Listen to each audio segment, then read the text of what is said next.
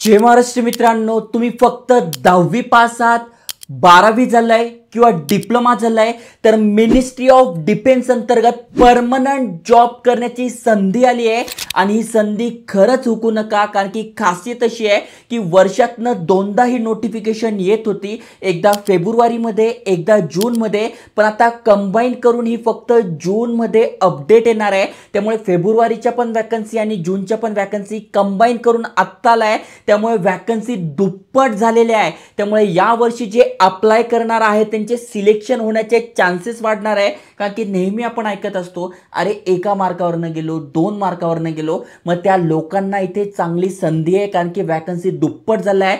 महत्त्वाचं म्हणजे अग्निवीर भरती नाही आहे, परमनंट जॉब आहे आणि 10वी झालाय, डिप्लोमा झालाय तर नक्की फायदा घ्या, कारण की तुम्ही बघा डिप्लोमा झालाय ते मोस्ट ऑफ करून MIDC झालं यांसारख्या कंपन्यात लागत असतात, पण गव्हर्नमेंट परमनंट जॉब तुम्हाला इथे मिळणार आहे। सॅलरी चांगली आहे, सिलेक्शन प्रोसेस, कसा अभ्यास करायचा, कुठले पुस्तकं वाचायचं, सगळी माहिती तुम्हाला आजच्या व्हिडिओत सांगतोय।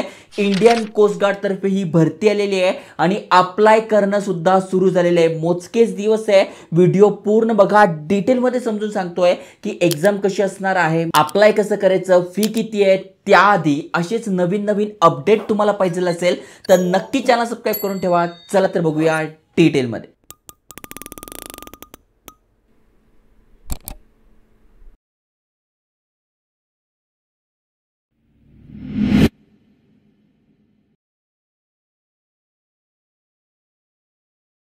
तर मित्रांनो, तुम्ही स्क्रीनवर बघू शकताय join Indian coast guard, ministry of defence म्हणजे संरक्षण मंत्रालय अंतर्गत हे येतं आणि तुम्ही इथे बघा नोटिफिकेशन आलेली आहे। अप्लाय करणं कधीपासून सुरू झालंय तर 11 जून पासून अप्लाय करणं सुरू झालंय।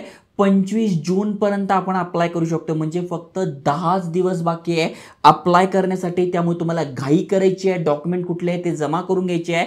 जसं की तुम्ही इथे बघू शकताय कोण कोण एलिजिबल आहेत ते समजून घेऊ। तर 3 वेगवेगळ्या प्रकारच्या पोस्ट इथे असणार आहे। तर सगळ्यात पहिली जी पोस्ट आहे ती नाविक ॲज अ जनरल ड्युटी आहे, सगळ्यात जास्त जागा यासाठी आहे।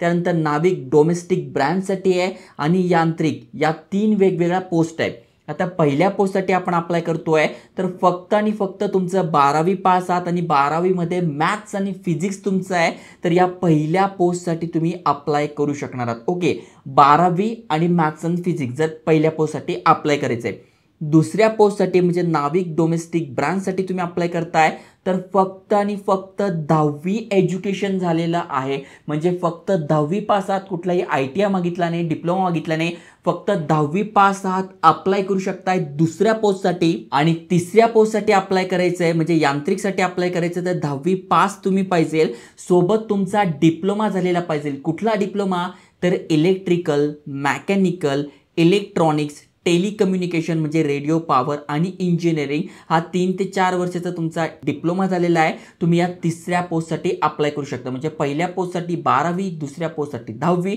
आणि तिसऱ्या पोस्टसाठी 10वी प्लस डिप्लोमा, किंवा इथे बघा दिलंय 10वी किंवा 12वी पास तुम्ही आहात आणि डिप्लोमा तुमचा झालेला आहे electrical, mechanical, electronics, telecommunication, engineering तुमचं झालेलं आहे 2 किंवा 3 वर्षाचं, तरी तुम्ही इथे अप्लाय करू शकता। आता डिप्लोमा वाल्यांसाठी कुठल्या कुठल्या ब्रांच एलिजिबल आहे तर बघा इलेक्ट्रिकल इंजिनिअरिंग मध्ये एवढ्या सगळ्या ब्रांच आहे, मेकॅनिकल मध्ये एवढ्या सगळ्या आहे आणि इलेक्ट्रॉनिक्स टेलिकम्युनिकेशन मध्ये एवढ्या सगळ्या आहे। याची लिंक PDF ची लिंक डिस्क्रिप्शन मध्ये टाकली आहे, तिथून तुम्ही वाचून घ्या किंवा याचा स्क्रीनशॉट घेऊन टाका, तुम्हाला समजून जाईल। यापैकी तुमचं शिक्षण झालंय तर संधी सोडू नका।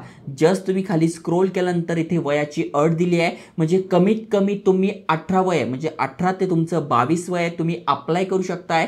पण टेन्शन घेऊ नका, इथे SC ST वाल्यांसाठी 5 वर्षाची सूट आहे, म्हणजे 22+5, आणि OBC मधून तुम्ही आहात तर 3 वर्षाची सूट आहे, त्यामुळे तुमच्यासाठी चांगलं आहे। आणि तुम्ही ते बघू शकता इथे दिले पण कॅन्डिडेट शुड बॉर्न बिटवीन म्हणजे 1 ऑगस्ट 2004 पासून तर 1 ऑगस्ट 2008 या दरम्यान तुमचा जन्म झालेला पाहिजे, तर तुम्ही अप्लाय करू शकताय। तिघांसाठी सेम एज क्रायटेरिया असणार आहे। आता कुठल्या पोस्टसाठी किती वॅकन्सी आहे तर ते समजून घेऊ आपण। जसं की बघा पहिली जी बॅच आहे 26 ची, त्यामध्ये तुम्ही बघू शकताय नाविक जनरल ड्युटीसाठी 260 जागा आहे, मेकॅनिकलसाठी 30 आहे, इलेक्ट्रिकलसाठी 11 आहे आणि इलेक्ट्रॉनिक्ससाठी 19 आहे। आणि दुसरी जी बॅच आहे त्यासाठी तुम्ही ते बघू शकताय नाविक जनरल ड्युटीसाठी 260 आहे, आणि नाविक डोमेस्टिक ब्रांचसाठी 50 आहे. म्हणजे अशा जवळपास 630 जागांसाठी भरती होते आहे. जर फेब्रुवारीमध्ये नोटिफिकेशन आली असती तर फक्त 300 जागा असत्या, आता डबल झालेला आहे आणि त्यातल्या त्यात परमनंट वॅकन्सी आहे.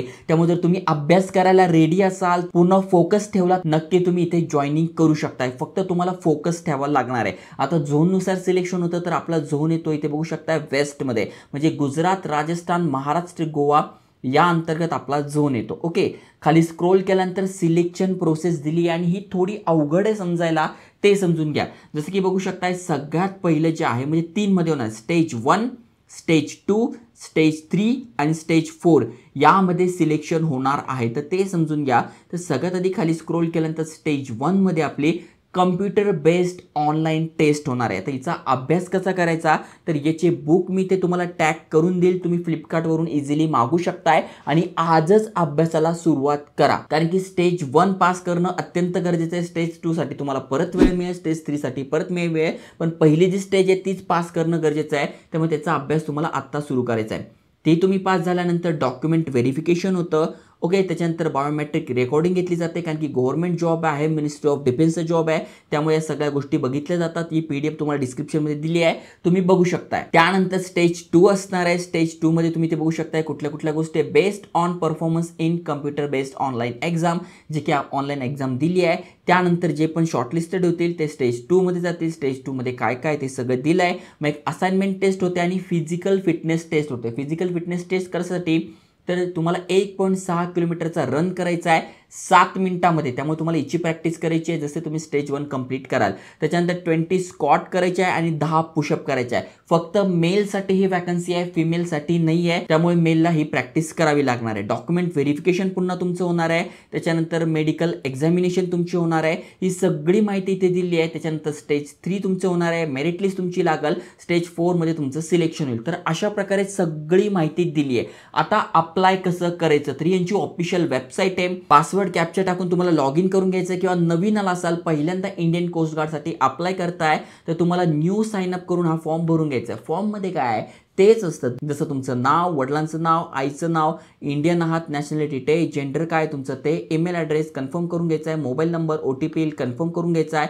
मेल ॲड्रेस कन्फर्म करून घ्यायचा आहे. तुम्हाला ही माहिती कुठून कळली, आता यूट्यूबवरनं कळतीये तर यूट्यूब टाका, जिथूनही कळली ते टाकायचं आहे आणि सबमिट करायचं आहे. सबमिट केल्यानंतर आपलं इथे अकाउंट क्रिएट होतं. त्यानंतर पुन्हा इथे लॉग इन मारायचं. सगळी माहिती टाकून लॉग इन करून मग तुमच्या 10वीत किती मार्क आहे किंवा 12वीच्या बेसवर देताय, किती मार्क आहे किंवा डिप्लोमा करताय, कुठून केलाय, काय केलाय, सगळी माहिती तुम्हाला टाकायची आणि ते डॉक्युमेंट तुम्हाला इथे जोडायचे आहे. फोटो सिग्नेचर इथे जॉईन करायचं. तर अशा प्रकारे आपण इथे अप्लाय करणार आहोत. 25 जून ही शेवटची तारीख आहे. त्याआधी तुम्हाला अप्लाय करायचं आहे. डॉक्युमेंट कुठले कुठले लागणार आहे त्याची सगळी माहिती दिली आहे. पोस्टनुसार कुठले कुठले डॉक्युमेंट लागणार आहे त्याची पण माहिती दिली आहे. सेम आहे, जसं की birth certificate, ID proof, certificate, जे पण पास झाले ते हे सगळे डॉक्युमेंट इथे लागतात. ओके, इथे बघा दिले ऑल कॅन्डिडेटसाठी कुठले, मग नाविक GD साठी कुठले, यांत्रिकसाठी कुठले, हे अगदी सोपं करून यांनी PDF मध्ये दिलंय. त्यामुळे सांगण्यासाठी जास्त नाही आहे, पण अनेकांना समजत नाही त्यामुळे मराठीत समजून सांगतोय. फी किती असणार आहे, ते 300 रुपये फी आहे. इथे एक्झाम फी 300 रुपये ठेवलेली आहे, जी की तुम्हाला पे करायची आहे. त्याच्यानंतर एक्झामिनेशन सिटीज, कुठल्या कुठल्या सिटीज आहेत ते तुम्ही ते बघू शकताय. तुमचे सेंटर्स कुठे आहे ते बघू शकताय आणि ते तारीख पण दिलेली आहे. म्हणजे स्टेज 1 तुमची कधी होणार आहे, सप्टेंबरच्या एंडला तुमची पहिली स्टेज 1 होणार आहे. स्टेज 2 कधी होणार आहे, नोव्हेंबर ते फेब्रुवारीमध्ये होणार आहे. बघा भरपूर वेळ आहे.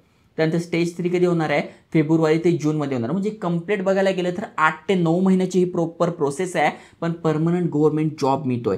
रिझल्ट डिक्लेरेशन कधी होणार आहे, काय होणार आहे, सगळी माहिती इथे दिलेली आहे. त्यामुळे जे एलिजिबल आहे त्यांनी नक्की अप्लाय करा. जॉईनिंग झाल्यानंतर ट्रेनिंग होते, पेमेंट चांगला मिळतो. महत्त्वाचं म्हणजे गव्हर्नमेंट जॉब आहे, परमनंट जॉब आहे. त्यामुळे जे जे इंटरेस्टेड आहे त्यांनी नक्की अप्लाय करा. आणि अशाच गव्हर्नमेंट जॉब वॅकन्सी, प्रायव्हेट वॅकन्सीची माहिती पाहिजे असेल तर चॅनल सबस्क्राईब करा, मित्रांसोबत शेअर करा. जय हिंद, जय महाराष्ट्र.